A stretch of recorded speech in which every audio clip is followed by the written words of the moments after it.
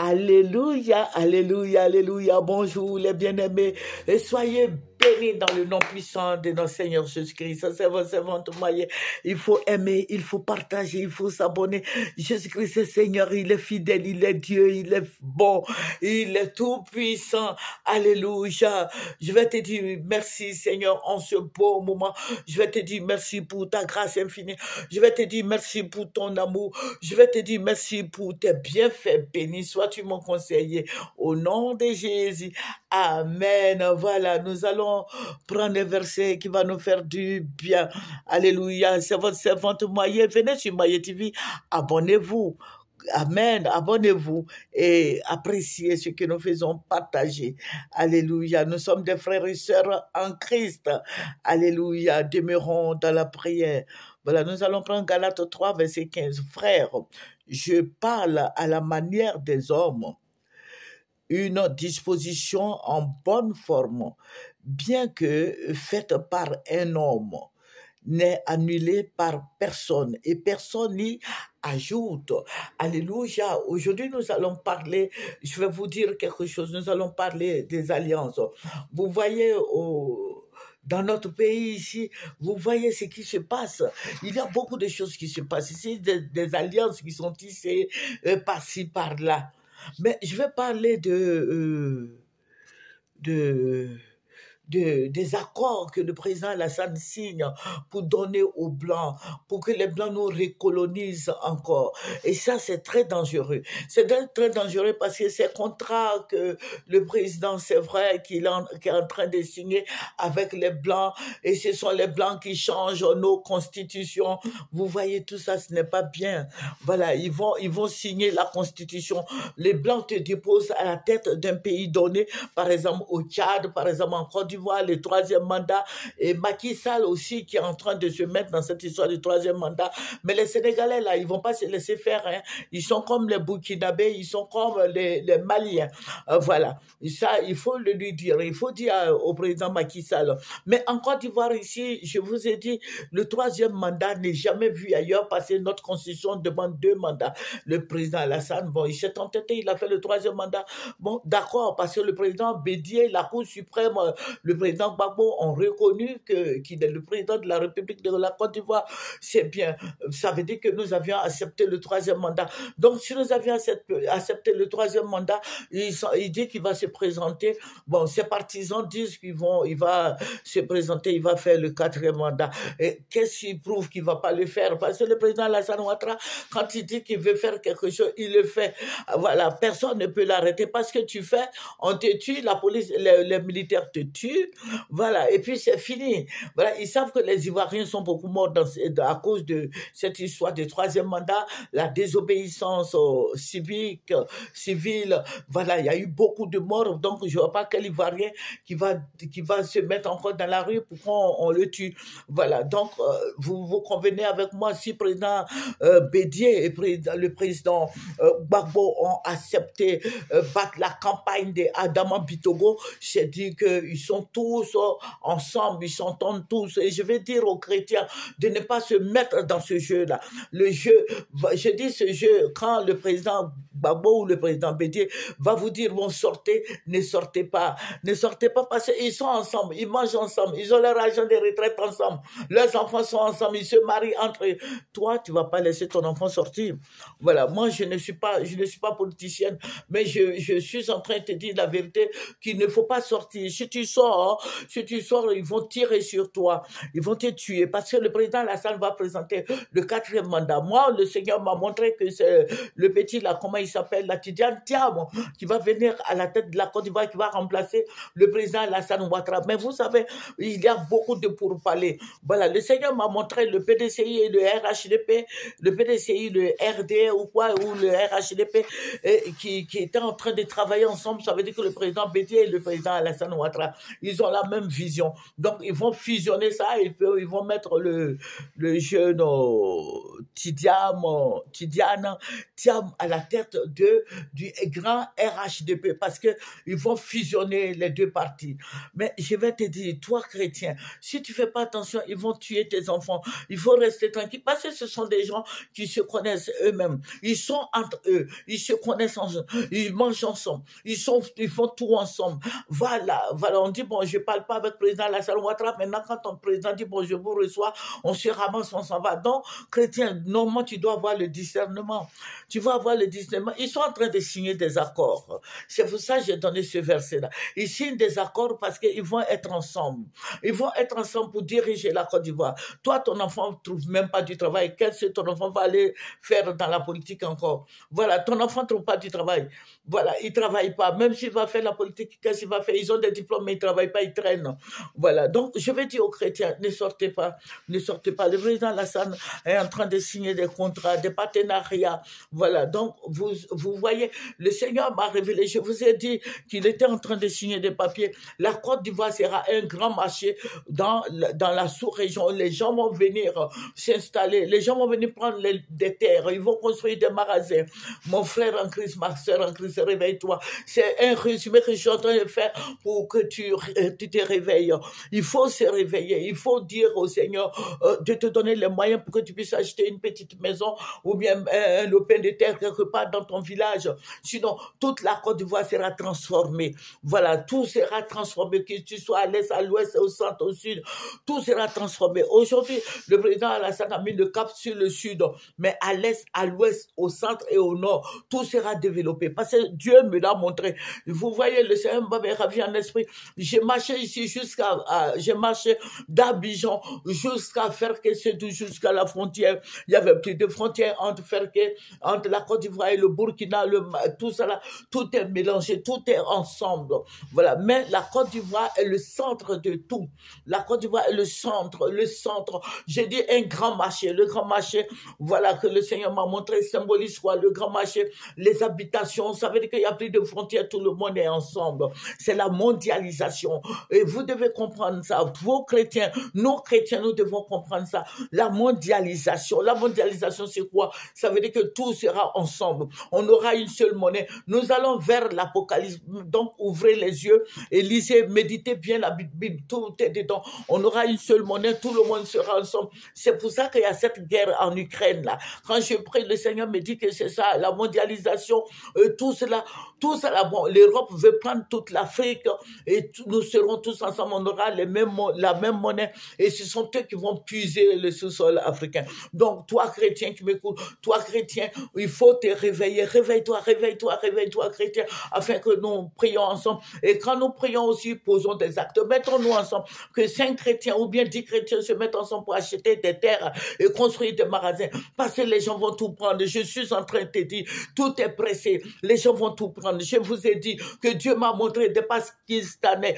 des Indiens, des Chinois, des gens beaux, de toutes sortes de couleurs qui sont venus en Côte d'Ivoire, qui ont pris le sous-sol ivoirien. Et je suis en train de te dire de te réveiller. Réveille-toi, mon frère, ma soeur. Réveille-toi. Mettons-nous ensemble. Les églises, mettez-vous ensemble. Que chaque église s'organise à prendre des lopins de terre, à construire des quartiers, à construire des magasins pour les fidèles. Et je dis merci au président, au docteur Dion, voilà, au docteur Dion, parce que avant, hein, je partais au grand marché de Trècheville, je voyais les femmes de l'église baptiste qui vendaient qui avaient des magasins là-bas. Et le président Dion a ouvert une banque pour les chrétiens aussi, une banque chrétienne vers Fragmat. Moi-même, j'ai un compte là-bas, j'avais un compte là-bas, mais je n'ai pas soldé, mais à cause de la guerre, je suis plus parti là-bas parce que je n'ai pas grand-chose dedans. Voilà. Donc, il faut se réveiller. Il faut que les églises construisent des banques. Vous voyez, aujourd'hui, il y a des banques islamiques. Les églises peuvent se mettre ensemble. Voilà, c'est le docteur Dion qui a fait une banque. Mais il y a Assemblée de Dieu où nous-mêmes nous sommes. Assemblée de Dieu peut faire une banque. Assemblée de Dieu avec les autres églises. Voyez-vous, mettez-vous, nos pasteurs, les prophètes, mettez-vous ensemble, créez des banques comme la banque islamique.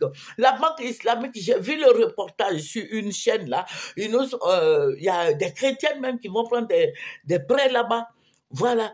Une chrétienne, j'ai vu une chrétienne, elle dit qu'elle est dans une église évangélique, qu'elle est partie prendre un prêt là-bas. Il n'y a pas d'intérêt, il n'y a pas de taux d'intérêt. Tu prends, si c'est 1 million, tu as pris 1 million, tu vas rembourser leur 1 million quand tu es prêt. Et les gens font des sketchs à la télévision, ils ne voient rien pour ça. Pour que les gens partent prendre, pour que les gens partent s'abonner à cette banque islamique. Mais je dis, les chrétiens peuvent faire ça aussi. Chrétiens, réveillez-vous, réveillez-vous, réveillez-vous, réveillons-nous, mettons-nous ensemble. Ne dis pas que moi seul, je vais faire une banque. Toi seul, tu ne peux pas faire une banque. Mais mettons-nous ensemble. Mettons-nous ensemble. Si nous sommes 20, 30, 40, 50, payons faisons, mettons en place des stratégies pour ouvrir des banques. Alléluia. Pour ouvrir des banques, effectivement, il faut ouvrir des banques. Et puis, mettons-nous ensemble pour payer des banques. Vous voyez, en son temps, nous, on était au nombre de 20, hein, voilà, avec les associés.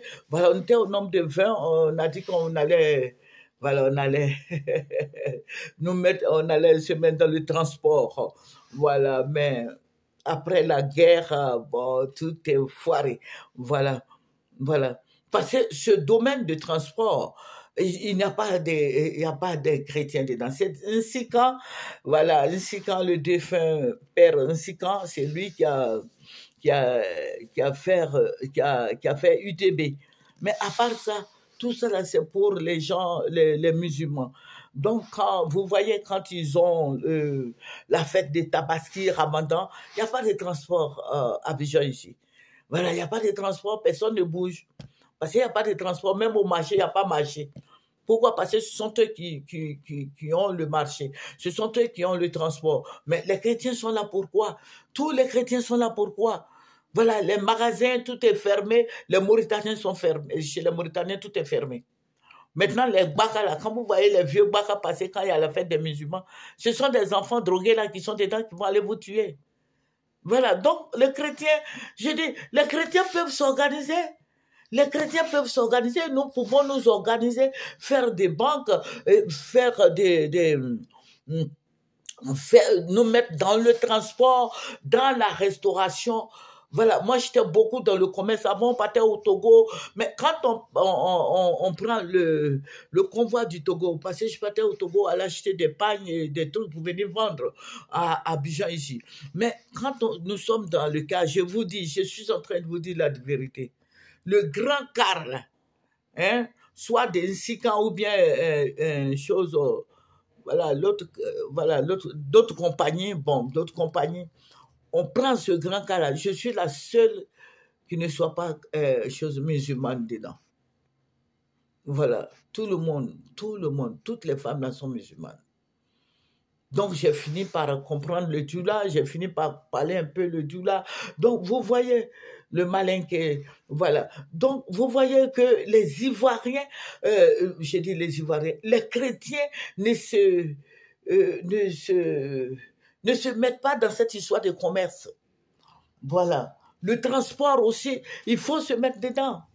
Il faut faire le transport, il faut créer des sociétés de transport. Vous voyez aujourd'hui les magasins huile, va acheter un cas d'huile, des millilitres d'huile, tout ça, c'est les Mauritaniens. Pourquoi? Parce que le chrétien a délaissé tout ça, a laissé tout ça dans les mains des gens. Les Mauritaniens sont financés par leur ambassade. Allez-y, demandez à un Mauritanien, il y a combien d'Ivoiriens qui ont un magasin en Mauritanie là-bas? Il y a combien d'Ivoiriens qui ont des magasins en Mauritanie? Je vais dire niet. Aucun Ivoirien. Parce qu'il fut un moment, une année où il y a un Ivoirien qui était parti en Mauritanie qui voulait être chauffeur de taxi. Il y a eu grève générale là-bas. Moi, je ne dis pas ça pour vous énerver. Non, mais je suis en train de vous dire la vérité. Voilà, il y a eu grève des transporteurs en Mauritanie pour un Ivoirien, un seul Ivoirien qui devait être taximan. Mais combien de Mauritaniens qui sont ici, en Côte d'Ivoire, ici, qui dirigent des business ici? Ivoiriens, réveillons-nous. Réveillons-nous, ils vont tout prendre. Et puis ceux qui cèdent leur magasin aux Mauritaniens, là, vous pouvez vous-même faire, ou bien voyez les chrétiens, dites aux chrétiens, bon, viens faire ici, et puis mettez les Mauritaniens au dehors.